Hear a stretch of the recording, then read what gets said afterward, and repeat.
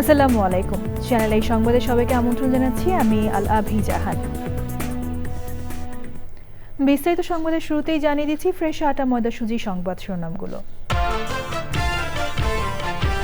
ইরানের লক্ষ্য অর্জনের দ্বারপ্রান্তে যুক্তরাষ্ট্র, জাতির উদ্দেশ্যে ভাষণে ট্রাম্প। তেহরানের নৌ বিমান বাহিনী ধ্বংস, ক্ষেপণাস্ত্র উৎক্ষেপণ ক্ষমতা খর্বের দাবি। হবিগঞ্জের মাধবপুরের শাহপুরে তেলবাহী ট্রেনের 5টি বগি লাইনচ্যুত। সিলেটের সাথে সারা দেশে রেল যোগাযোগ বন্ধ। 4 বছরে 4 কোটি পরিবারকে ফ্যামিলি কার্ড দেওয়া হবে, সংসদে জানালেন প্রধানমন্ত্রী। মূল্যস্ফীতি হবে না আশা।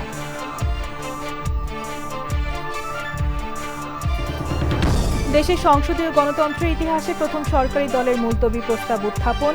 জুলাই সনদ বাস্তবায়ন পদ্ধতি নিয়ে 5 এপ্রিল আলোচনার সময় নির্ধারণ। এবং প্রতিবন্ধকতাকে পাশ কাটিয়ে সমৃদ্ধ স্বদেশ নির্মাণে কাজ করছে প্রকৃতি ও জীবন ফাউন্ডেশন। আর্থসামাজিক উন্নয়নে বহুমাত্রিক কর্মযজ্ঞ।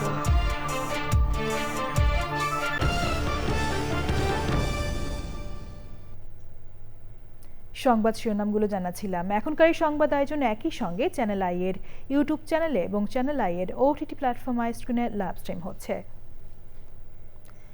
এবার বিস্তারিত প্রসঙ্গ এবং শুরুতেই রয়েছে ইরান যুদ্ধের 34তম দিন।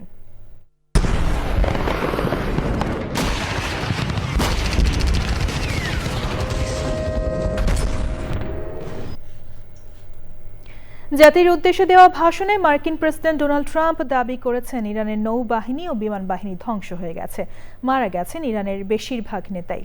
তিনি আরও দাবি করেন ইরানের ক্ষেপণাস্ত্র উৎক্ষেপণ ও ড্রোন হামলার সক্ষমতা নাটকীয়ভাবে খর্ব হয়েছে। যুক্তরাষ্ট্রের স্থানীয় সময় রাত 9টায় জাতির উদ্দেশ্যে টেলিভিশনের ভাষণ দেন তিনি।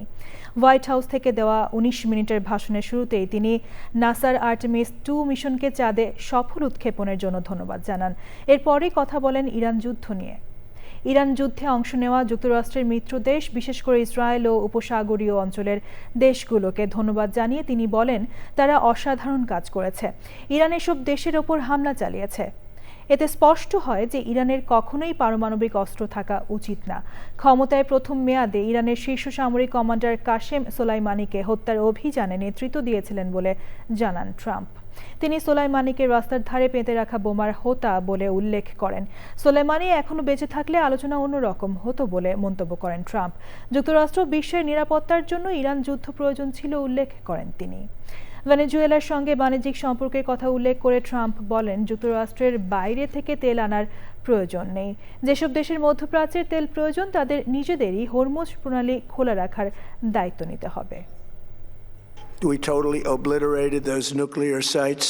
The regime then sought to rebuild their nuclear program at a totally different location, making clear they had no intention of abandoning their pursuit of nuclear weapons.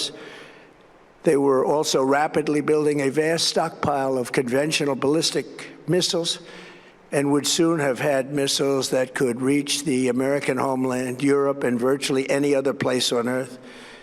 Iran's strategy was so obvious. They wanted to produce as many missiles as possible, and they did. We're now totally independent of the Middle East, and yet we are there to help. We don't have to be there. We don't need their oil. We don't need anything they have, but we're there to help our allies. Many Americans have been concerned to see the recent rise in gasoline prices here at home. This short-term increase has been entirely the result of the Iranian regime launching deranged terror attacks against commercial oil tankers in neighboring countries that have nothing to do with the conflict.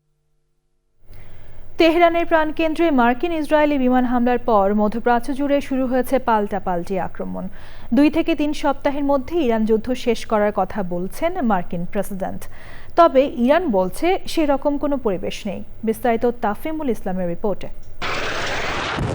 28 ফেব্রুয়ারি শুরু হওয়া Iran ও ইসরায়েলের সরাসরি আকাশযুদ্ধ এখন অনেকটাই নিয়মিত ঘটনা।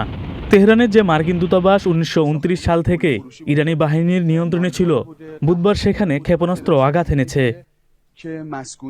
যুদ্ধের আঁচ লেগেছে লেবাননেও।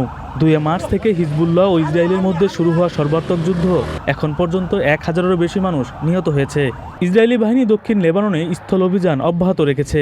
দেশটিতে এখন পর্যন্ত 1 মিলিয়নের বেশি মানুষ এরই মধ্যে বাস্তুচ্যুত হয়েছেন।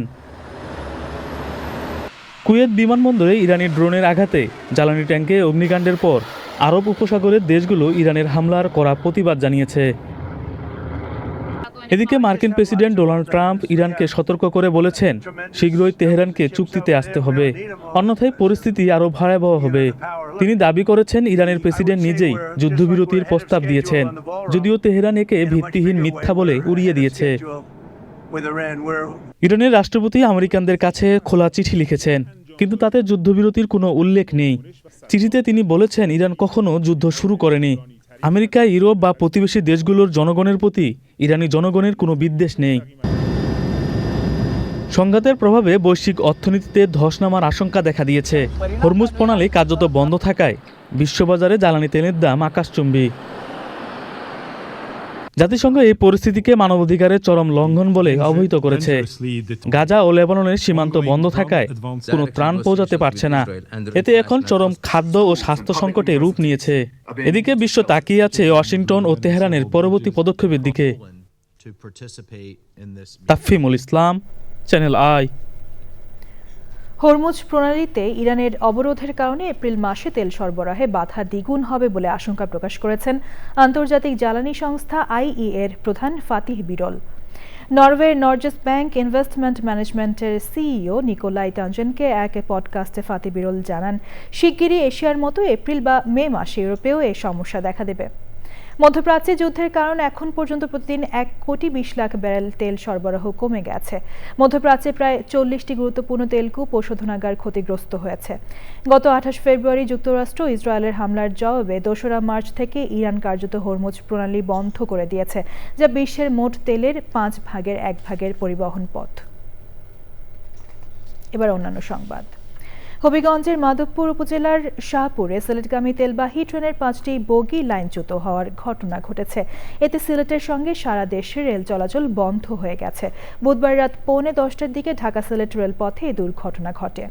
মনতলা স্টেশন মাস্টার আতাউর রহমান খাদেম বিষয়টি নিশ্চিত করে জানান, আখাউড়া থেকে সিলেটগামী তেলবাহী ট্রেনটি মনতলা স্টেশন ছেড়ে কিছু দূর গিয়ে 5টি বগি লাইনচ্যুত হয়ে উল্টে যায়। তাৎক্ষণিকভাবে দুর্ঘটনার সুনির্দিষ্ট কারণ এবং কোনো হতাহতের খবর পাওয়া যায়নি। তেল উদ্ধারে বিজিবির একাধিক টহল দল সহযোগিতা করেছে। প্রধানমন্ত্রী তারেক রহমান বলেছেন, নির্বাচনী প্রতিশ্রুতি পূরণে ফ্যামিলি কার্ড প্রদান, খাল খনন কর্মসূচি, উপাসনালয়ের ব্যক্তিদের সম্মানী প্রদান, ক্রীড়া ভাতা সহ একের পর এক কার্যক্রম শুরু করেছে সরকার। 14 এপ্রিল নববর্ষের দিন কৃষক কার্ড প্রদান শুরু হবে জানিয়ে প্রধানমন্ত্রী বলেন, 4 বছরে 4 কোটি পরিবারকে ফ্যামিলি কার্ড দেবে সরকার। সংসদে প্রশ্নোত্তর পর্বে প্রধানমন্ত্রী বলেন, এতে মূল্যস্ফীতি বাড়বে না, বরং অর্থনীতি শক্তিশালী হবে। পাচার করা টাকা ফিরিয়ে আনার চেষ্টা চলছে জানিয়ে প্রধানমন্ত্রী বলেন, পাচারকারীদের বিচার হবে। রাহুল রায় রিপোর্ট। পূর্ব নির্ধারিত সূচি অনুযায়ী বুধবার জাতীয় সংসদের অধিবেশন শুরু হয় প্রশ্নোত্তর পর্ব দিয়ে।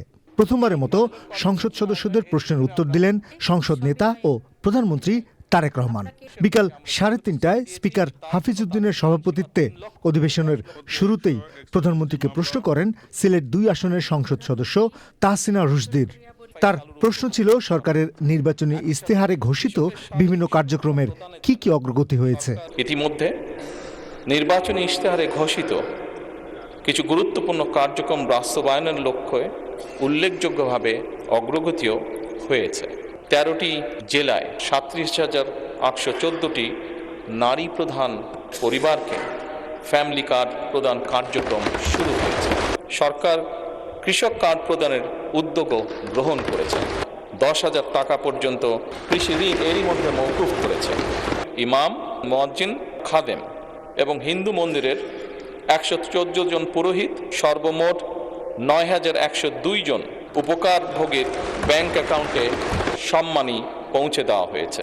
20,000 কিলোমিটার খাল খনন পুনর্খনন কর্মসূচি গত 16 মার্চ 2026 হতে বাস্তবায়ন শুরু হয়ে গিয়েছে। এর মধ্যে 5 বছরে 25 কোটি বৃক্ষরোপণ, বনায়ন সৃজনের জন্য ইতিমধ্যে 1,50,00,000 বিভিন্ন প্রজাতির চারা উৎপাদন করা হয়েছে, ক্রীড়া ভাতা চালু করা হয়েছে।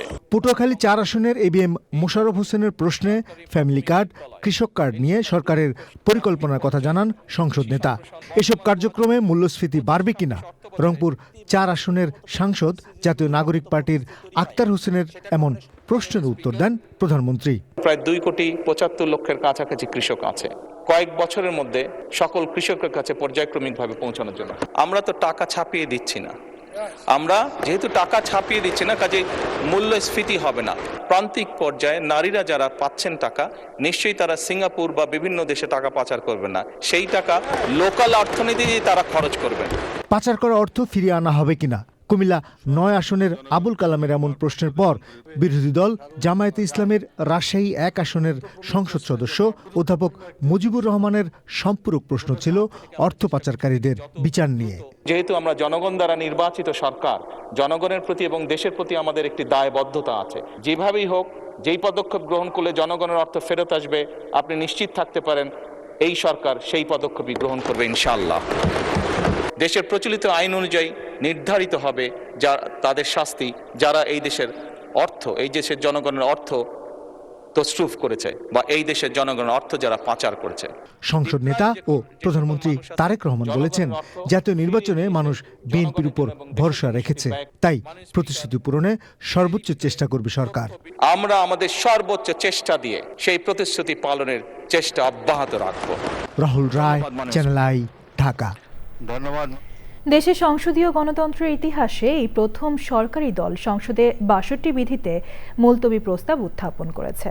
সরকার দলীয় সংসদ সদস্য জয়নুল আবদিন ফারুক জুলাই জাতীয় সনদ 2025 বাস্তবায়ন পদ্ধতি নিয়ে এই মুলতবি প্রস্তাব দিলে স্পিকার সেটি গ্রহণ করে 5 এপ্রিল আলোচনার জন্য সময় নির্ধারণ করেন। অন্যদিকে গণভোট এবং সংবিধান সংস্কার পরিষদের বিষয়ে প্রতিকার না পেয়ে ওয়াকআউট করে বিরোধী দল। চকর মালিথার রিপোর্ট।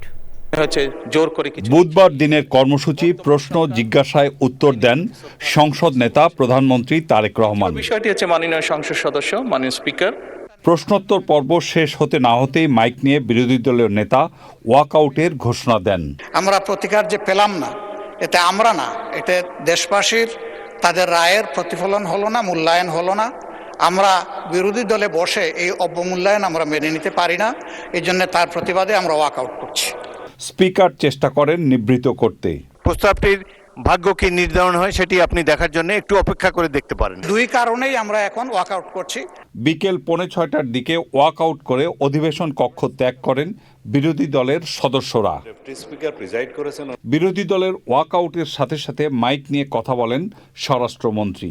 শুধুমাত্র মুলতবি প্রস্তাব উত্থাপিত হবে কি না, উত্থাপিত হবে অথবা হবে না, তার উপরে ভোটাভুটির বিধান আছে। কিন্তু আপনি যদি তখন ভোটাভুটি বিধান দিতেন, তাহলে পরে এই আলোচনার প্রস্তাব উত্থাপিতই হতো না। 71 বিধিতে নোটিশের উপর আলোচনা শেষে বিরোধী দলের মুলতবি প্রস্তাবের 3 দিনের ব্যবধানে সরকারি দল সংসদে আরেকটি মুলতবি প্রস্তাব উপস্থাপন করে। জুলাই জাতীয় সনদ 2025-এর বাস্তবায়ন পদ্ধতি কি হবে সেই বিষয়ে সংসদ মুলতবি রেখে আলোচনা করার জন্য আমি 62 বিধি আপনার মাধ্যমে উপস্থাপন করছি। প্রস্তাবটি গ্রহণ করেন স্পিকার। আগামী 5 এপ্রিল 2026 তারিখ রোজ রবিবার দিনের সর্বশেষ বিষয় হিসাবে 2 ঘণ্টাকাল মাননীয় সদস্য জনাব জয়নুল আবদিন ফারুকের এই মুলতবি প্রস্তাবটি আলোচনার জন্য সময় নির্ধারণ করছি। এরপর বিরোধী দলের এমপি শাহজাহান চৌধুরীর আরেকটি মুলতবি প্রস্তাব বাতিল করে দেন স্পিকার। রাষ্ট্রপতির ভাষণ সম্পর্কে ধন্যবাদ প্রস্তাবের উপর আলোচনা শেষে রাত 8টার পর সংসদ অধিবেশন মুলতবি ঘোষণা করেন ডেপুটি স্পিকার। 2 এপ্রিল 2026 তারিখ রোজ বৃহস্পতিবার বিকাল 3:30 পর্যন্ত মুলতবি ঘোষণা করা হলো। চকর মালিথা, চ্যানেল আই, ঢাকা।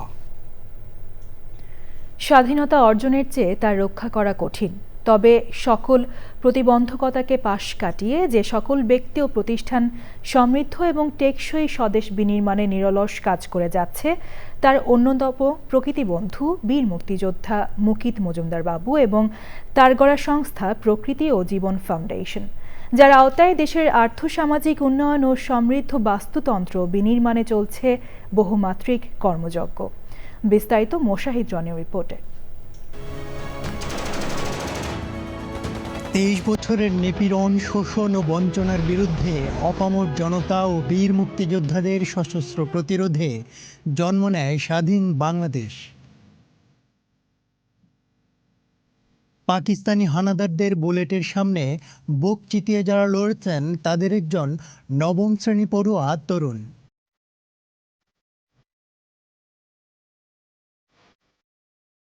স্বাধীনতা পরবর্তী যুদ্ধবিধ্বস্ত দেশ পুনর্গঠন ও বিপন্ন বাস্তুতন্ত্র পুনরুদ্ধারের অভিযাত্রায় সদাই অক্লান্ত তিনি। প্রাকৃতিক দুর্যোগ কিংবা রাজনৈতিক অর্থনৈতিক অস্থিরতা কিছুই দমাতে পারেনি তার অভিযাত্রা। ভবিষ্যতের নিরাপদ ধরিত্রী বিনির্মাণের স্বপ্ন বাস্তবায়নে আরও বড় পরিসরে কাজ করতে তিনি গড়ে তোলেন প্রকৃতি ও জীবন ফাউন্ডেশন। অদম্য এই ব্যক্তিত্ব মুকিত মজুমদার বাবু। দেশ বিদেশে যিনি খ্যাতি লাভ করেছেন প্রকৃতিবন্ধু খেতাবে। বিপন্ন জীববৈচিত্র্য রক্ষা ও আর্থসামাজিক উন্নয়নে দেশজুড়ে নিরলস কর্মতৎপর প্রকৃতিবন্ধুর গড়া সংস্থা প্রকৃতি ও জীবন ফাউন্ডেশন। বহুমাত্রিক কাজের পাশাপাশি ফি বছর দেশজুড়ে লাখ লাখ বৃক্ষায়ন করে যাচ্ছে সংস্থাটি। শুধু তাই নয়, জলবায়ু পরিবর্তনের অভিঘাত মোকাবেলায় সার্বিক সচেতনতা ও কার্যকর ফলাফল নিশ্চিতে পরিবেশবান্ধব জীবনাচারের ধারণা, কৌশল ও প্রয়োগেও কর্মতৎপর প্রকৃতিবন্ধু ও তার সংস্থা।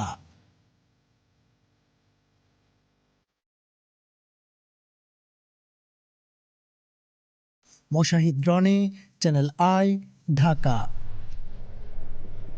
সবুজে সাজাই বাংলাদেশ নিয়ে বিশেষ আয়োজনের প্রথম অংশ দেখবেন আজ রাত 10:15 প্রকৃতি ও জীবন অনুষ্ঠানে।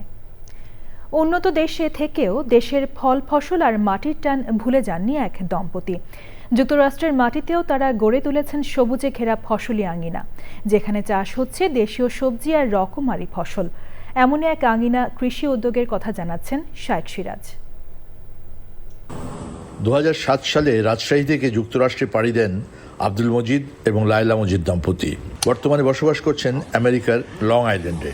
তবে দেশের ফল ফসলের প্রতি ভালোবাসা থেকে তারা শুরু থেকেই বাড়ির আঙিনায় গড়ে তুলেছেন এক সবুজ ফসলি আঙিনা। 3 ধরনের চাল কুমড়া আছে, একটা লম্বা চাল কুমড়া, একটা গোল চাল কুমড়া এবং ভিতরে আছে আমাদের সাদা চাল কুমড়া এটা। আর এগুলো হচ্ছে আমাদের পর্যাপ্ত পরিমাণে লাউ। উঠায় খাওয়ার মজাতে যে আনন্দ, লাগানোর পরে মনে হয় যে এই যে খাচ্ছি এইটাতে তুলছি নিজের বাগান থেকে, তোলার পরে ফ্রেশ ফ্রেশ জিনিস খাবো, এটা একটা আনন্দ। রকমারি দেশি ফসলের মাঝেও ব্যতিক্রম দেশীয় তরমুজের চাষ। প্রবাসের মাটিতেও বাংলাদেশের এই ফসল ফলিয়ে পাচ্ছেন ভিন্ন রকম স্বাদ আর অনুভূতি। টিভিতে আমি চ্যানেলের একটা প্রোগ্রামে দেখেছিলাম, সম্ভবত লন্ডনের প্রোগ্রামটা ছিল, তারা ছাদে তরমুজ গাছ করেছে। সেখান থেকে আমি উৎসাহিত হয়ে আমার মনে হয় আমি প্রথম লং আইল্যান্ডে আমি তরমুজ গত বছর লাগিয়েছিলাম পরীক্ষামূলক। এবছর আমি লাগিয়েছি, আমার অনেকগুলো তরমুজ হয়েছে। এখানে তরমুজ, এখানে তরমুজ, ওখানে। শুধু ওই একটা পরিচর্যায় যে পর্যাপ্ত মাটি দিতে হবে। এই আয়োজনের বড় প্রাপ্তি হলো কৃষিতে নতুন প্রজন্মের সম্পৃক্ততা। বিদেশে বেড়ে উঠেও তারা ছুঁয়ে দেখছে দেশের ফল ফসল, চিনছে নিজের কৃষি সংস্কৃতি। আমার বাবা মাদেরকে হেল্প করি সব কিছুতে। কখনো আমি গাছ লাগাই, কখনো আম্মু যদি পানি দিতে হেল্প লাগে ওইটা করি। আমি এগুলো লাইক করি। শাইখ সিরাজ, চ্যানেল আই। এ নিয়ে বিস্তারিত প্রতিবেদন দেখবেন আজ বিকেল 3:05 হৃদয় মাটি মানুষের ডাক অনুষ্ঠানে। 53 বছরের বেশি সময় পর চাঁদের উদ্দেশ্যে নভোচারী পাঠিয়েছে যুক্তরাষ্ট্র। যুক্তরাষ্ট্রের স্থানীয় সময় বুধবার নাসার আর্টেমিস 2 মিশনের 4 নভোচারী কেনেডি স্পেস সেন্টার থেকে ওরিয়ন ক্যাপসুলে চড়ে ওই ঐতিহাসিক যাত্রা শুরু করেন।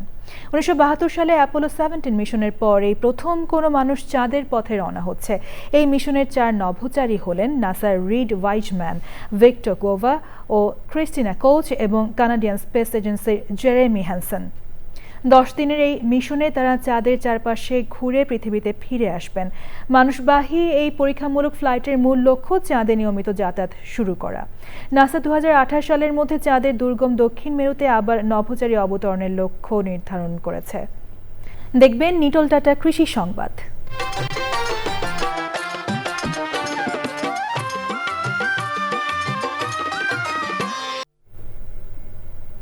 অল্প খরচে বেশি লাভজনক হওয়ায় সুনামগঞ্জে বাড়ছে ভুট্টা চাষ। চলতি মৌসুমে লক্ষ্যমাত্রা ছাড়িয়ে ভুট্টা আবাদ হয়েছে। অনুকূল আবহাওয়া ও সঠিক সেচ সার পেলে বাম্পার ফলনের আশা করছেন সংশ্লিষ্টরা। এবার প্রকৃতি সংবাদ।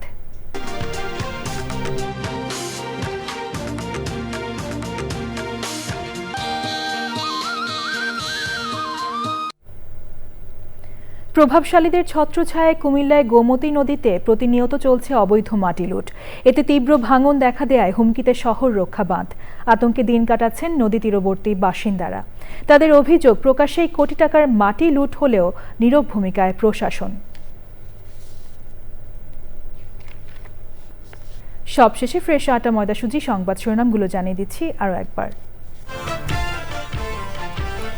ইরানের লক্ষ্য অর্জনের দ্বারপ্রান্তে যুক্তরাষ্ট্র, জাতির উদ্দেশ্যে ভাষণে ট্রাম্প। তেহরানের নৌ বিমান বাহিনী ধ্বংস, ক্ষেপণাস্ত্র উৎক্ষেপণ ক্ষমতা খর্বের দাবি। হবিগঞ্জের মাধবপুরের শাহপুরে তেলবাহী ট্রেনের 5টি বগি লাইনচ্যুত। সিলেটের সাথে সারা দেশের রেল যোগাযোগ বন্ধ।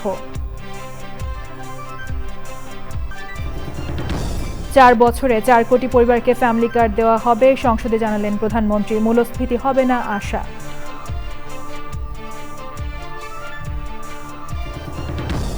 দেশের সংসদীয় গণতন্ত্রের ইতিহাসে প্রথম সরকারি দলের মুলতবি প্রস্তাব উত্থাপন। জুলাই সনদ বাস্তবায়ন পদ্ধতি নিয়ে 5 এপ্রিল আলোচনার সময় নির্ধারণ।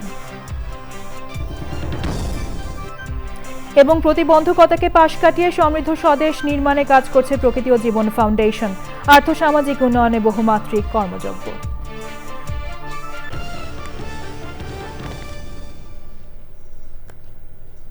চ্যানেল আই এর সর্বশেষ সংবাদ জানতে ভিজিট করুন channeliionline.com-এ। যুক্ত থাকুন আমাদের সোশ্যাল মিডিয়া প্ল্যাটফর্মগুলোর সাথে। এখনকার সংবাদ আয়োজন এই পর্যন্তই। সাথে থাকার জন্য ধন্যবাদ সবাইকে।